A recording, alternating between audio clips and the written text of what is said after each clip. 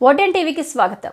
రేపటి నుండి అంటే 21/12/2024 నుండి ప్రారంభమయ్యే భవానీ దీక్షల విరమణ కార్యక్రమం 25/12/2024 తేదీన జరుగు మహాపూర్ణాహుతి కార్యక్రమంతో ముగుస్తుందని, రాష్ట్రం నలుమూలల నుండే కాకుండా ఇతర రాష్ట్రాల నుంచి కూడా లక్షలాది భక్తులు అమ్మవారి మాలాధారణ చేసి ఇరుముళ్లను సమర్పించుకోవడానికి విజయవాడ వచ్చి అమ్మవారి దర్శనం చేసుకుంటారు.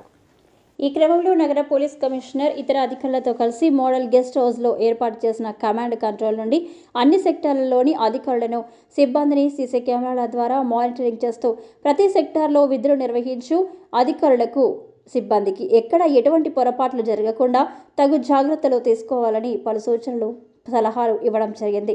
దీక్ష విరమణ చేయడానికి వచ్చిన భవానీ భక్తులకు ఎటువంటి అసౌకర్యం కలగకుండా, అందరికీ అమ్మవారి దర్శనం అయ్యే విధంగా ఎటువంటి అవాంఛనీయ సంఘటనలు జరగకుండా అన్ని శాఖల అధికారులతో సమన్వయం చేసుకుంటూ పటిష్ట బందోబస్తు నిర్వహించాలని ఆదేశించడం జరిగింది.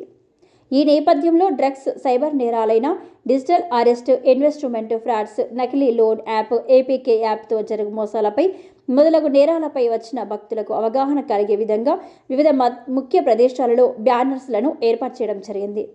ఈ కార్యక్రమంలో నగర పోలీస్ కమిషనర్ ఎస్వి రాజశేఖర్ బాబు ఐపీఎస్తో పాటు డీసీపీలు గౌతమిశాలి ఐపీఎస్, తిరుమలేశ్వరరెడ్డి ఐపీఎస్, ఆనందరెడ్డి, ఏడీసీపీలు, ఏసీపీలు, ఇన్స్పెక్టర్లు, సిబ్బంది పాల్గొన్నారు.